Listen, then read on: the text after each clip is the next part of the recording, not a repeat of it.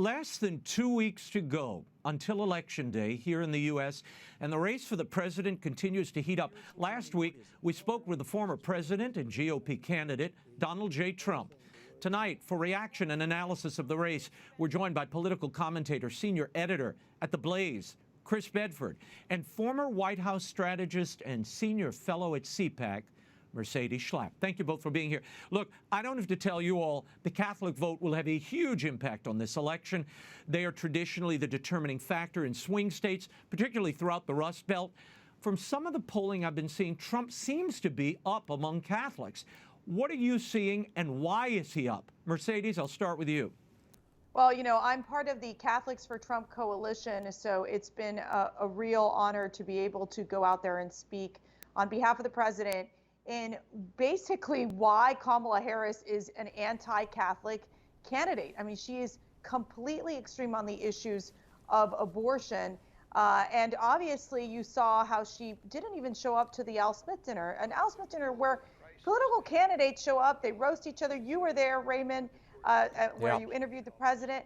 I mean, it was such a missed opportunity for Kamala Harris. And I think for Donald Trump, look, I was with him just the other day, and he really, there is something that's happening to him. I don't want to say like a complete, absolute, full conversion, but, you know, when we are with him and he brings up the fact that he's going to play the Ave Maria, for example, or they're putting up social media postings on St. Michael the Archangel. This is something we have not seen with past presidents necessarily. And there's an openness to President Trump, and he understands and respects the Catholic voter. And I do have to say, the Catholic voter for the first time is finally speaking up and saying, we are citizens of this country. We need to be active. We need to be vote, and we will need to vote, and we will not be silenced. Chris, your reaction to what you're seeing. Why do you, I mean, last time he lost the Catholic vote by a very slim margin. Why do you think Catholics are moving toward Trump now? Well, he's still behind Catholics nationally, but it's so hard to tell with the polls nationally because they just call people self-identified Catholics. Does that person go to Mass? Does that person actually believe any of the tenets? Is that person getting baptized, taking communion? It's a very different role of how people, if being Catholic just means you have a Celtic cross tattoo, then maybe that's not exactly a good metric. But Pennsylvania is a place that is more Catholic. It's a place we can go into the coal towns, or the former coal towns, a lot of them, and find people talking at the bar about what the homily was. I've seen that in my own reporting, what the homily was the previous Sunday. People care a lot more in that area. Members of the Knights of Columbus are vibrant in a lot of parts of Pennsylvania. And in Pennsylvania, Donald Trump is eking ahead. Now, I would love to see him actually be able to marshal a Catholic vote. I would like to see the Catholic vote return. We haven't really had a voting bloc since the bishops kind of gave it away in 1960, backing JFK, who, while Catholic, basically promised to not do any Catholic things as president. So pulling one together would be a wonderful thing, and you're starting to see the gains made in Pennsylvania. Well, in those swing states, 5 of those 7 swing states that you saw that National Catholic Reporter analysis and poll, they had Trump up, in some cases, 12 points among Catholics in those swing states, which is interesting. Meanwhile, the Democrats are spending millions on advertising their support of abortion. Former President Trump discussed life issues with me and made some news. Here we're talking about the Mexico City policy. Watch. Will you reinstate the Mexico City policy, which forbids international spending on abortion? Well, I was the only one that did that, as you know. No other president did that, and we're going to be giving that a very good, serious look. In other words, how that compares and competes with the states, but we'll be giving that a very serious look. Mercedes, your thoughts, and in fact, George Bush, instituted this policy as well, as did President Reagan. Look, the reality is that the key is going to be who is going to be running his domestic policy council, who's going to be part of the National Security Council, who's going to be part of his senior team when he goes to the White House. One thing that I've noticed is that, for example, he jumped on this bandwagon on the IVF issue, I think without fully understanding that for Catholics, you know, I would say and for the Catholic Church, they are not in favor of IVF, right? So, well, Mercedes, I'm going to cut you off just for 1 second because you've run ahead of me, and I want to play this bite. I asked the president about IVF and a religious exemption. Okay, and I want you both to discuss this. As you know, he has this IVF mandate where insurance would pay for these procedures, and watch.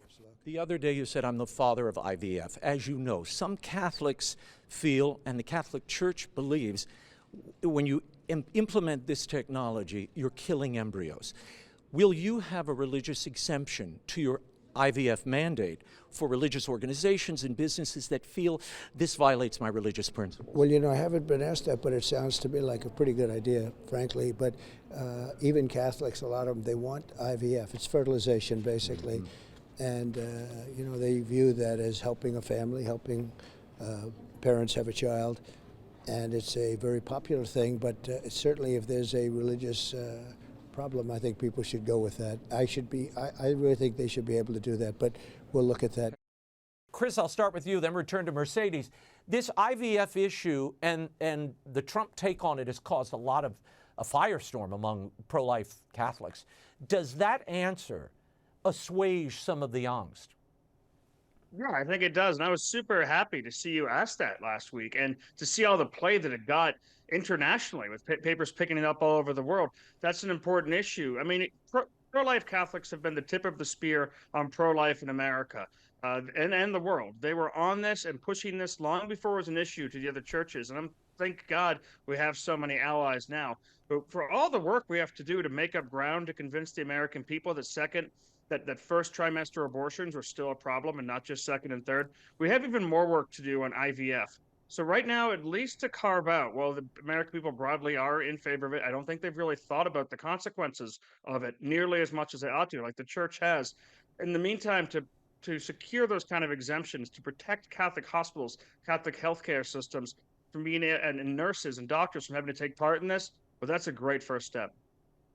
Mercedes, is that religious exemption enough to convince undecided pro-life voters that the Trump administration would be reasonable and open about their deeply held religious beliefs? And we should say, Kamala Harris this week, in an interview with NBC, dismissed any religious exemptions to abortion, for instance. I do think that he's had people in his ear lately that have been like, this IVF thing is great, so jump right on it. Maybe we can get these moderate women. I don't know if that's going to work as a political strategy. I actually doubt that it could work.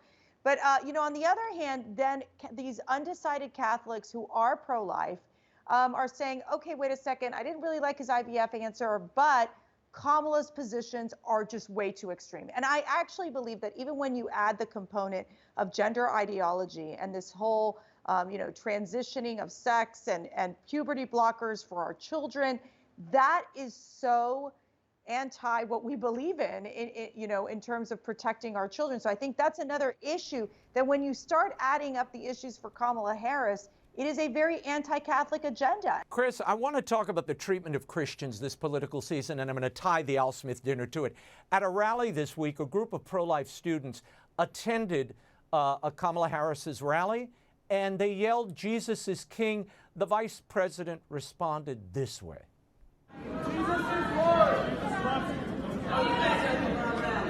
Oh, you guys are at the wrong rally.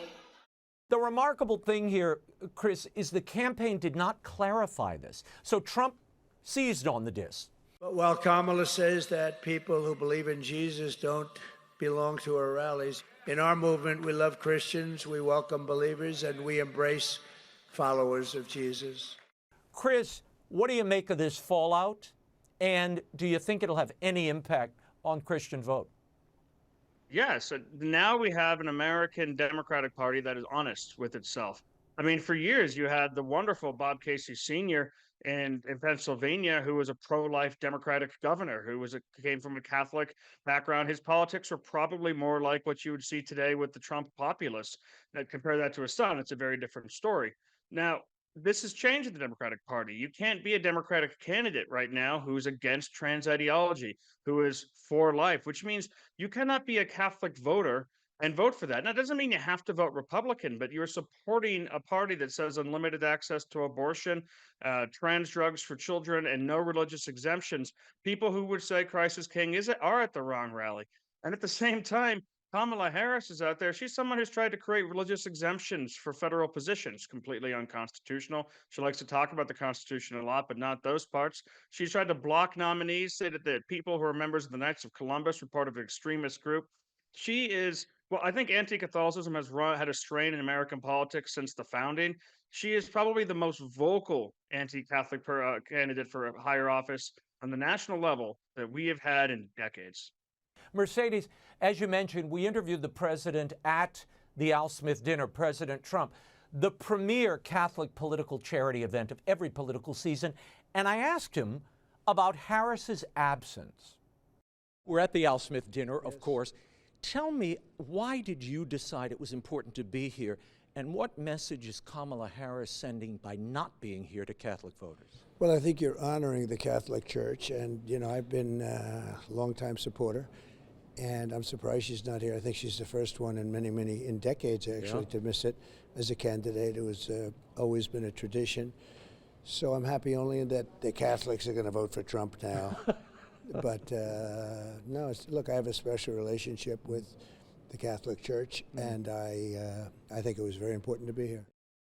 Mercedes, what message do you think her absence and that Molly Shannon video that she sent in conveyed to Catholic voters? First of all, Molly Shannon, you know, acting as the horrific Catholic smelly girl. As a Catholic girl myself, okay, I didn't think it was funny at all, okay? I didn't either.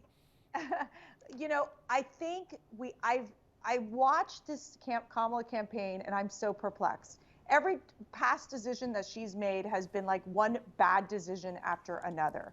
You know, whether it be the Brett Baier interview where she was just completely destroyed. I mean, you've seen this, the 60 Minutes interview didn't help her in any way. Like, it has been one thing after the other. Missing the Al Smith dinner was horrific. It gave Donald Trump an opportunity to show a lighter side of himself, where he's funny, he's kind of doing this happy warrior type of campaign that's really, you know, catchy and connecting with voters.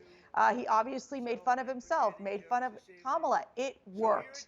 And it worked even outside of that room. I think for Kamala Harris, she lives in constant fear of insulting her little identity groups, you know, whether it is the LGBT group, you know, community, or the pro-abortion community for her, or the white dudes for Harris. They live in this trying to satisfy their little, you know, niche groups. And I feel that it has cost her the ability to, you know, basically go out there and try to connect with voters. And so I think that it was just it was a missed opportunity for her. Chris, speaking of Catholics, I asked the president, President Trump, former President Trump, about his impression of the Pope's voting advice. I want to play this for you. The Pope was asked about your candidacy and Kamala Harris, and he instructed Catholic voters to vote for the lesser of two evils. Who do you think he means and why? Well, I think he wants them to vote for me, and I stand for really everything that you stand for and that the church stands for, and she doesn't. She's a very different kind of a person. She's a Marxist. Her father was a Marxist and still is a Marxist, and they are not big into religion, I will tell you, and I'm not just talking about the Catholic religion. I'm talking about any religion. The whole Democrat Party's gone really radical left, and I'm the opposite. I am totally in favor of religion, and I also like the Catholic Church a lot. Chris, your thoughts? I mean, obviously, it's a bit of tongue-in-cheek response there, but the substance is serious. It is a serious substance. It was a tongue-in-cheek response, the kind of thing you get from Donald Trump. It was also the kind of thing that we hear often from the Pope, not really any kind of conclusions, so sort of a little bit of a muddying of the waters. And it's, you know, it's important to remember that our Pope is kind of politically, his history is more as a Peronist, which has populist, it has conservative aspects, it has liberal aspects, it has authoritarian aspects, and it's peculiar to his home country. It's not a political tradition that we really have in the United States. So maybe he and Donald Trump aren't going to see eye to eye, but it's actually obvious, and Trump talks about this in his response to you, which is wonderful, is that the Catholic Church and Kamala Harris, or Kamala Harris and all Christians, and Kamala Harris and most actually organized religions don't see eye to eye on anything. And it's not only that, but there's open antipathy between them. Kamala Harris has had difficulty with Jewish voters. Not all of them, but some of the ones who've been upset with her attitude towards or pampering towards Hamas and Hamas sympathizers. And she's had problems with Hamas supporters in Michigan and other states who are angry about her continued support at the end of the day for Israel. She seems to have alienated everyone except for, exactly like Mercy said, some of those special interest groups, the BLM groups, except for the men, they're not really on her side, the LGBTQ plus Z groups who seem to be fully in support of her, despite Donald Trump being kind of socially liberal on a lot of those issues. Those are the groups that she has sacrificed so much of the working class vote and the American vote to gain their approval, and I think it shows in the polls. Before we run out of time, I want to get both your takes on this election. Less than 2 weeks out, I can hardly believe it. President Trump appeared at what was billed as a Latinos for Trump roundtable this week at Doral in Florida. Mercedes, I know you were there.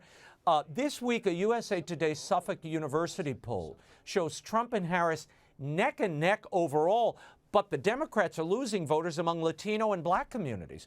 The poll shows Trump ahead among Latinos by 11 points, and Black voters were shown to prefer Harris 72-17, but that's a much narrower margin than the Democrats have enjoyed in the past among Black voters. Mercedes, then Chris, your reaction to the polls, and do you believe these voters are being truthful with the pollsters? Well, you never know about that, right? But I'll tell you, in states like Arizona and Nevada, I would say pockets of Pennsylvania as well, you know, there is a strong Latino presence that can make the difference. Remember, this election will be won on the margins. And so President Trump, I think, on his message of, you know, look, prices are too high, life is not affordable, I want to make things affordable again and make sure that you have money in your pocket. On top of the fact that, you know, they want to deal with the security issue that we've seen, this chaos on the border where drugs have come in, where people have died in the hands of illegal criminals that have killed innocent women and children and families. You know, he is sending a very strong message to Hispanics. And I would say on the radicalization when it comes to the issue of gender ideology and the sort of indoctrination of the children, that the Democrats basically they've lost their footing with the Latino women and men, especially with the Latino men. So here you have Kamala's coalition literally falling apart at the seams. More of the union workers supporting Donald Trump. You're seeing Black men especially supporting Donald Trump, Latino men supporting Donald Trump. So her coalition is falling apart. Well, Donald Trump is picking up these extra votes that we would have never expected. Chris, I want to give you the last word. You know, when I interviewed African-American men on the streets of cities a few months ago, 75% of them would not tell me on camera whom they were supporting. But off camera, they filled my ear. You can imagine. I'll give you the last word. But I think a lot of the social pressures have dropped away broadly about supporting Trump, but that's not the same thing in the Black and Hispanic community. Particularly, Black women are major leaders who are still backing Kamala Harris. So husbands and boyfriends and sons may be quiet about that, but actually do that vote in the ballot box. And I think Democrats have made a big miscalculation here. They think they were pandering to such a level. They assumed that Black voters wanted crime and no police. The Hispanic voters wanted illegal immigration and no police. None of that is true. That's completely insane. And you're starting to see it in the polls and the way they're responding to Donald Trump. Mercedes and Chris, thank you for being here for the insight. We will leave it there. Still no word from the Harris-Walz campaign about joining us for an interview, but the offer still stands. Thank you both. Thank you. You.